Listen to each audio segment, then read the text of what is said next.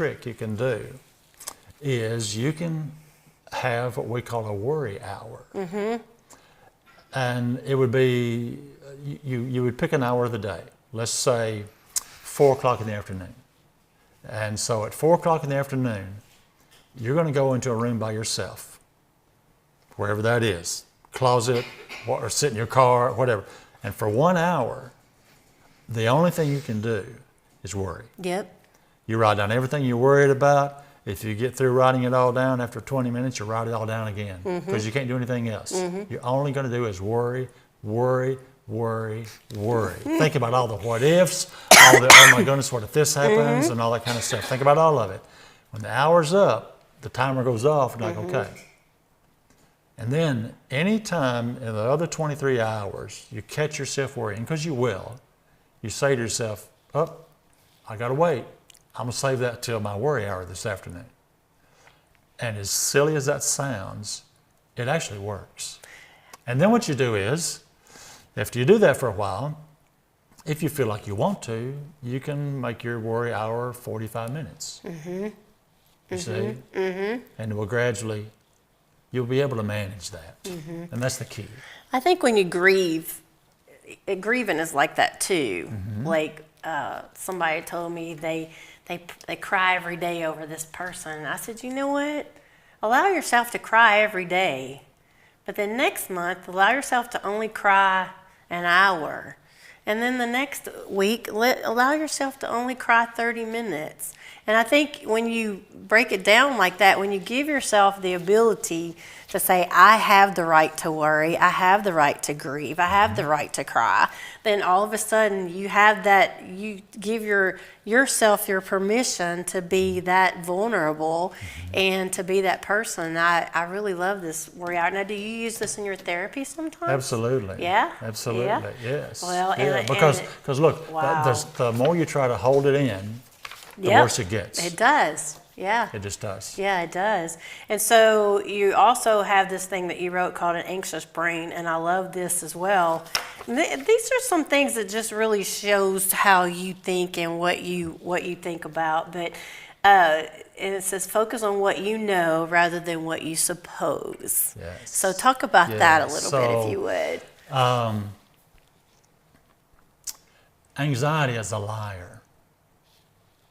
It tells you things that are not true because it's telling you things in the future. Right. It's like, well, what if this happens? Well, what are you going to do when that happens? But what about that? What about this? None of that's happening. None of it's real. None of it's true.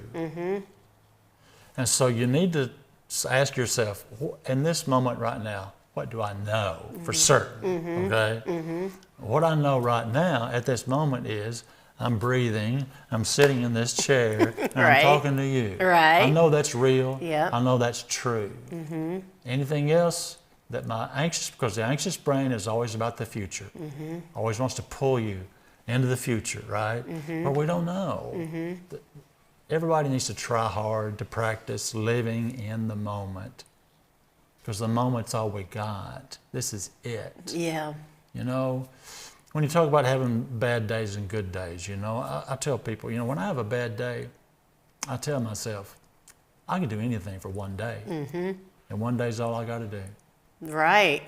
Right. The anxious brain says, but what if it's like that tomorrow? Yeah. What if it's never changing, right? Right. That's all a lie. That's not true. None of it's real. Yeah. I just need to focus on what I know for certain, right? Wow. Well, this was very eye-opening for me. I just loved every bit of this. And what would you like to say as far as your clinic? Give us some tidbits on anything else that you would like to touch on about the clinic. And I just want to kind of give you the freedom to really tell people what you want them to know and just in a nutshell. Invite people, whatever. I want to speak to you. I want to speak to the camera. Okay. I want to speak to you. If you're someone who's battling an addiction, you have tried to quit 1,000 different ways, 1,000 different times. okay? You can't do it by yourself. You know you can't do it by yourself. I know you can't do it by yourself. You got to have somebody to help you. Not that we have all the answers, because trust me, we don't.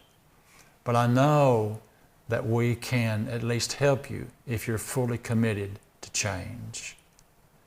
If you are a family member who has a loved one who has an addiction, I'm going to tell you what you already know. You can't change them. How many ways have you tried to do that? I hate that. I've been there, done that. But you can't change them. So quit trying to change them. You have to let that go. But what if? Yeah, I know. The what ifs are real, I get that. But you've got to get peace in your own life a little bit. You've got to let that go. They're either going to change or they're not going to change. And that's all on them.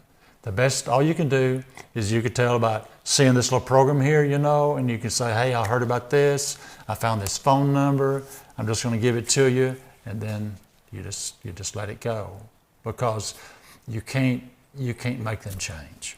Wow, that's fantastic. I love that. Do you know the number to your clinic? Can you give that just so where people can just write it down, or you want them to write it? The main clinic at McKenzie is 731-352-7907.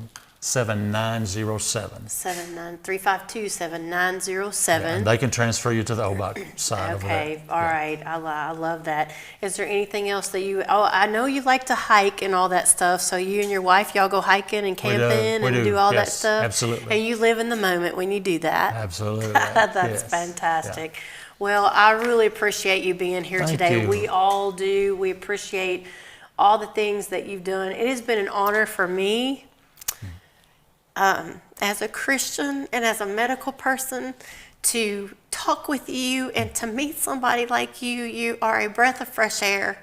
I know that God's very pleased with you, and that's all you really care about, isn't it? It is. It is. And I do the same. Well, I appreciate that. Yeah, I appreciate that so much.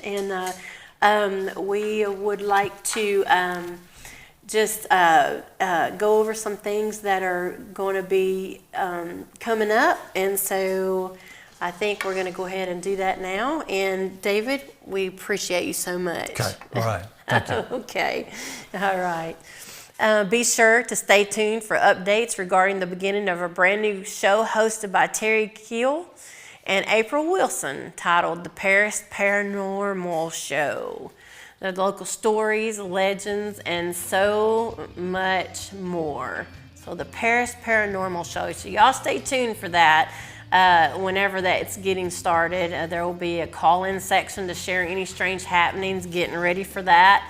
And also coming to the Paris Convention Center here in Paris, Tennessee, this October, and just in time for Halloween, Enigmatic Anomalies presents Enigma.com or EnigmaCon. Top names in the paranormal field will be descending upon Paris, and you won't want to miss that. So enigmatic meaning strange and mysterious things that happen, and these are going to be real things that people know about. And finally, be sure to tune into the Tennessee Informer with Dave Vance to stay up to date on all the goings on in Tennessee politics. Log on to tninformer.com to learn more. So tninformer.com, and you can find that, just go to your Google search or whatever and look for that. Next Monday, Dave's guest will be Andrea Gomez, who is in the Tennessee State Director of Citizens for Renewing America. Speak the truth no matter who is listening. That's what her motto is. Speak the truth no matter who is listening. That'll be an interesting show for sure. And well, that's today for Good Day Paris. I want to thank you again, David, for joining us, as well as you, our viewers. We are doing this all for you. And until next time, this is Gary Boyd signing off. Have a good day, Paris. Thank you.